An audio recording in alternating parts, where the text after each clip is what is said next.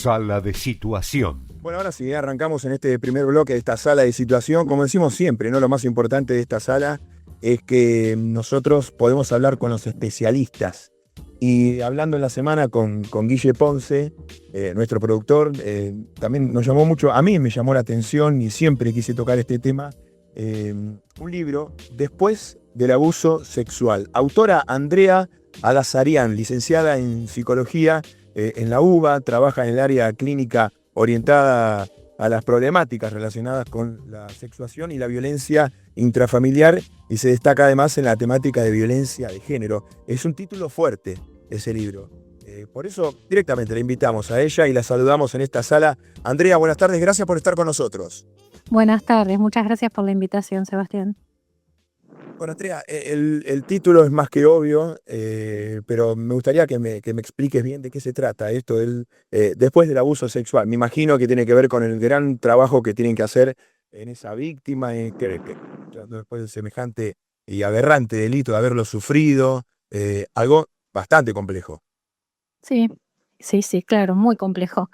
Después del abuso sexual es un libro que publiqué el año pasado y son 8 relatos de los tratamientos de 8 de mis pacientes que sufrieron abuso sexual en la infancia y el tratamiento que hacemos en la vida adulta, digamos, ¿no? Hacemos, digo, los profesionales, ¿no? Junto con el paciente. El libro es un libro de divulgación, o sea, que es un libro que lo que intenta es llegar a todos sin que haya dificultades ni técnicas, ni teóricas, ni de ninguna índole. Justamente lo que hago yo ahí es abrir el consultorio, que me parece que es algo que no se ha hecho tanto, para llegar al común de la gente, ¿no? Que no tiene por qué saber ni sobre cuestiones muy específicas, y que funcione como algo preventivo. Así que bueno, a tu pregunta, retomando de por qué el título después del abuso sexual, porque justamente son pacientes que se tratan después del abuso sexual en su infancia. Bueno, yo soy psicoanalista, es bueno mencionarlo porque los tratamientos, digamos, son psicoanalíticos, pero eso no genera ninguna dificultad porque no tiene ninguna terminología que no se entienda, digamos. Así que bueno, el libro tiene esto y son todos casos muy diferentes, los 8 casos son muy distintos, eso es muy interesante, me parece. Y lo que trata es de visibilizar, por un lado, cómo es el abuso sexual para aquellos que aún no tienen claro esa situación. Por suerte, con los años se ha mejorado en ese sentido. En cuanto a la divulgación, digamos, sí, se ha atrasado en cuanto a la prevención, ¿no?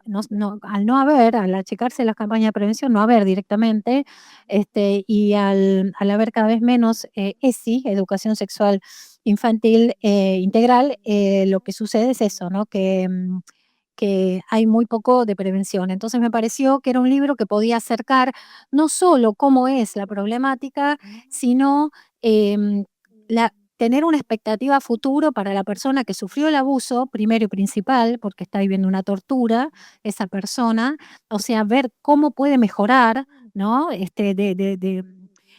experiencias concretas de tratamientos, eso por un lado, y después para las personas que no han pasado por un abuso sexual en la infancia, que no fueron víctimas, es muy importante porque las ayuda a entender a aquellas personas que tienen en su entorno, que seguro tienen alguna persona en su entorno, a su pareja, a un hijo, a una madre, digamos, a poder comprender por qué vive como vive, por qué es como es. Porque, bueno, esto es muy importante, ¿no? Porque son personas que se callan, mantienen el silencio a lo largo de toda una vida muchas veces. Entonces, hay cosas que quedan como enigmas, ¿no? Entonces me pareció interesante ponerle luz, hablarlas, compartirlas y dar de algún modo un camino a seguir, ¿no? Con todo esto. Y recién algo dijiste, ¿no? Acerca del futuro, de lo que, bueno, después tiene que transitar esa víctima. Esa huella de ese tremendo hecho que sufre en la infancia, ¿En algún momento se puede borrar por completo o es saber transitar la vida con esa huella? No, no se puede borrar por completo. La huella no se puede borrar por completo. Es saber transitar la vida con eso, por supuesto, con muchas mejorías, porque, o sea, eso queda el registro en la memoria. Lo que pasa es que los efectos del trauma se tratan. Este es el tema. Digamos, se puede tratar los efectos de ese trauma porque es absolutamente traumático. Entonces, a tu pregunta te contesto esto, no se borran. Por eso justamente una de las cuestiones es que, debería tener una categoría, importante dentro de lo que son los delitos, ¿no?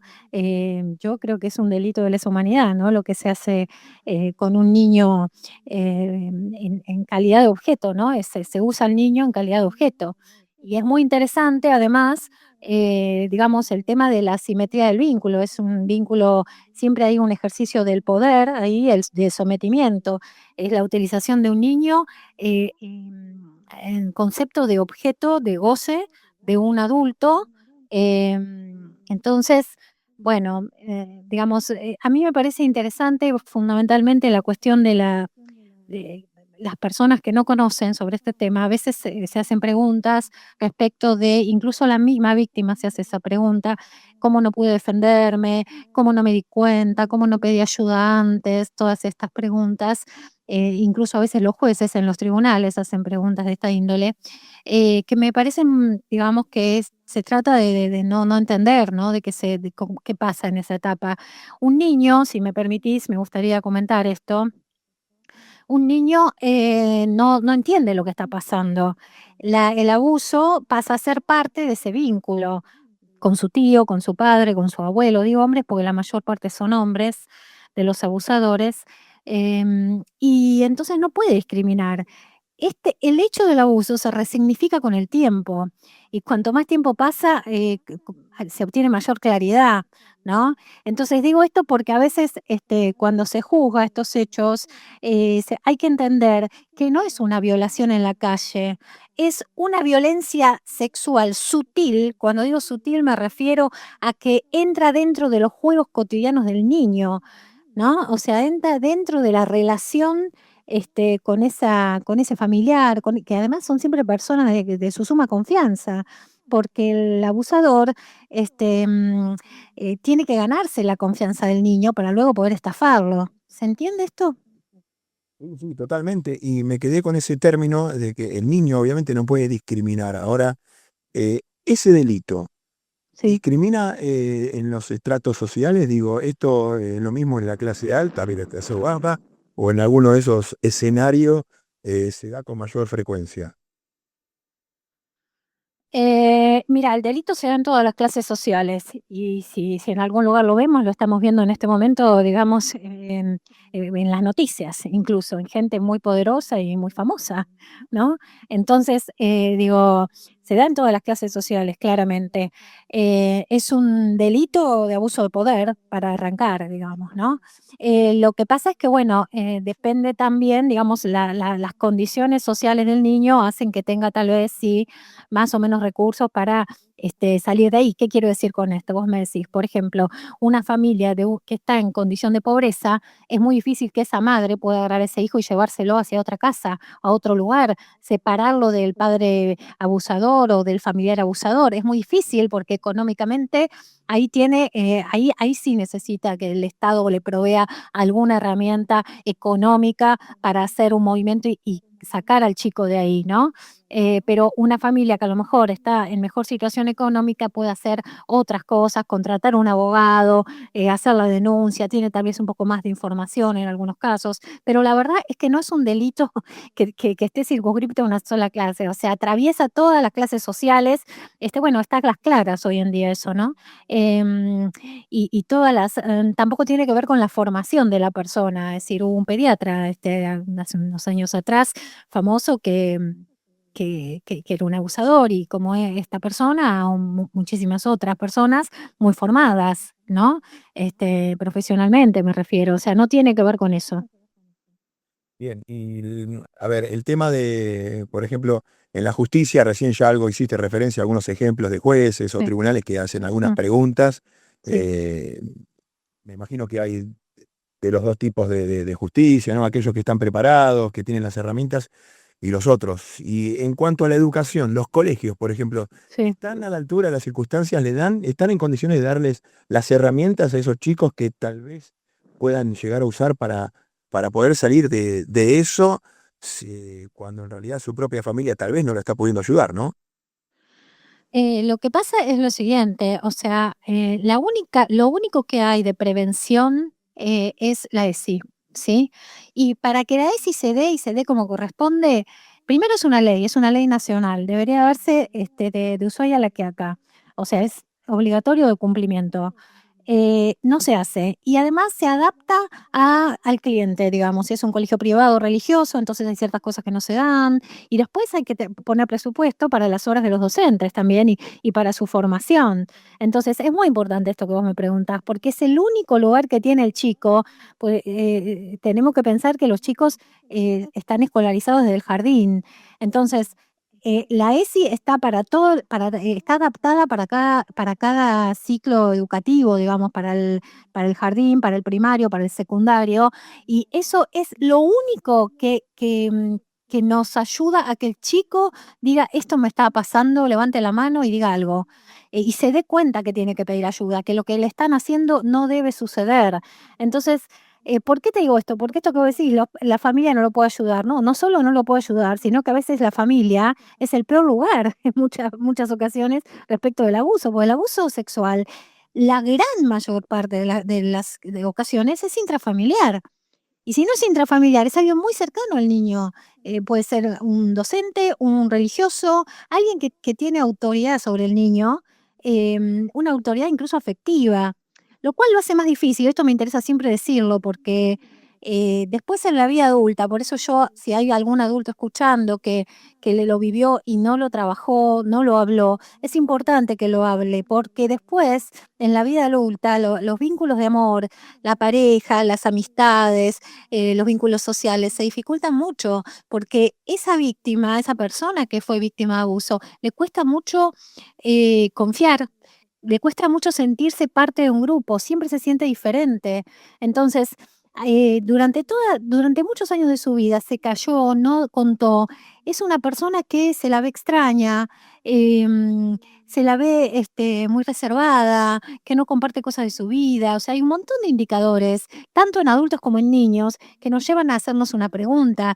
Y debemos de hacernos la pregunta e intervenir, porque además es un delito de acción pública. Entonces, ¿qué quiere decir esto? Quiere decir que cualquier persona lo puede denunciar y debe hacerlo. Si un maestro, si un padre, un vecino ve que a un niño lo están abusando sexualmente, por suerte hemos hecho conquistas en este sentido. Falta mucho, pero hemos hecho conquistas. Entonces, hay que usar esos derechos y no retroceder además, ¿no? Andrea, por último, en Sí, cuanto a las edades, sé que a veces incluso los números, las estadísticas son odiosas, incluso para sí. comparar entre las propias víctimas, pero hay algunas edades en años, entre tal año y tal edad, en la que se produce la mayor cantidad de estos casos. Mira, yo te quiero decir algo y lo voy a decir porque generalmente no entra dentro de lo que todos imaginamos. Se abusa hasta los bebés. O sea, el año pasado hubo un bebé en Santa Fe que fue internado por abuso sexual. Entonces, es siniestro lo que estoy mencionando, pero es real. Entonces, y un bebé se muere si lo abusan, porque el nivel de violencia es intolerable para un cuerpo tan pequeño. Entonces, digo, es difícil, digamos, hablar de estadísticas. Podemos decir que lo que sí hay son diferentes reacciones, o sea, se los abusa en cualquier etapa de la vida. Lo que pasa que con características distintas, porque el abuso de los primeros años el niño no lo recuerda. A partir de una determinada edad empieza a recordar lo que está viviendo y después ya empieza a darse cuenta que la está pasando mal cuando empieza a ser más grande y cuando llega a una etapa adolescente, que a veces sigue el abuso. En general no, porque justamente el abusador teme que esa persona hable, ¿no? Entonces, a medida que el chico va creciendo, va mermando esa situación, pero puede también continuar, porque el chico está bajo amenaza del abusador. tanto explícita como implícita. La implícita es que un adulto tiene autoridad sobre un niño en muchos aspectos y sobre un adolescente, económico, afectivo, de toda índole. Esa es la implícita. Y la explícita es directamente la que le dice, mirá, si le decís a tu mamá se va a enojar mucho con vos, o le voy a dañar a tu mamá, o voy a dañar a tu hermano, o a tu hermana, o le voy a hacer lo mismo a tu amigo. O sea, la amenaza está siempre. Ese chico vive en estado de pánico. De terror, uno imaginar eso, incluso en algunos casos hasta con la complicidad, ¿no? De la pareja, de ese abusador, que ocurre todo de puertas para adentro.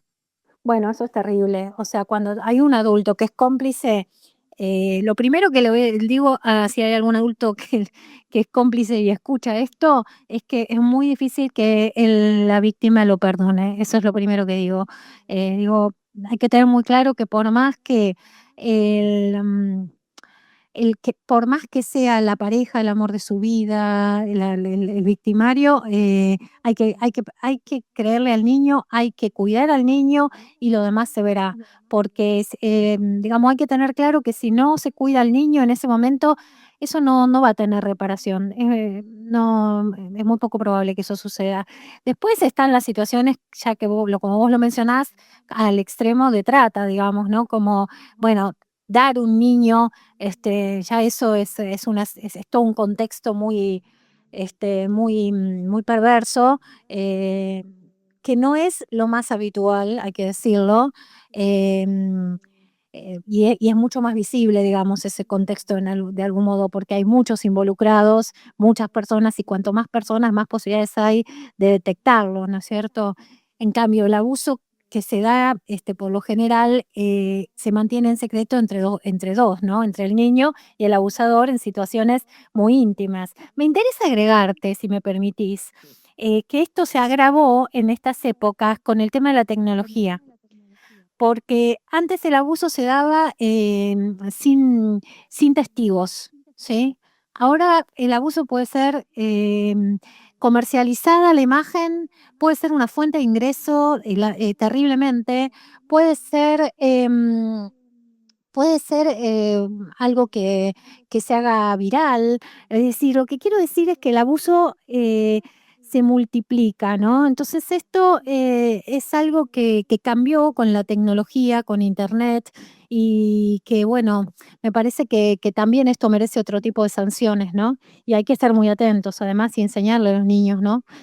Fundamentalmente, porque más allá del abuso, lo que pasa con respecto a la tecnología es que todo se filma, todo se saca fotos y esto luego circula, ¿no? Y cada vez se agrava más. Andrea, gracias por esta charla. Obviamente, como decimos siempre, no son temas muy profundos, temas para un rato largo de hablar y hablar, así que seguramente en otra oportunidad te vamos a molestar de nuevo para seguir entendiendo, ¿Cómo no? en este caso gracias a vos, lo que sufre, ¿no? Y cómo se pelea, ¿no? Desde ustedes, desde los profesionales, con una víctima del abuso sexual. Sí, lo que yo sugiero siempre es romper el silencio. Con quien se pueda, romper el silencio, porque el otro es tortura. Gracias, Andrea. Buenas tardes. No, por favor, a ustedes. Hasta luego. Andrea Agazarian, licenciada en psicología en la UBA, es psicoanalista, como escuchábamos recién, ¿no? Acerca de las prevenciones y cómo luchar, cómo no solo prevenir, sino en el después del hecho ocurrido, cometido por ese delincuente, cómo pelea esa víctima. Y ya lo escuchamos, la huella no se borra, hay que saber caminar el trayecto, ¿eh? La vida misma con esa huella que no se borra, pero siendo tal vez, como se pueda, cada vez más fuerte.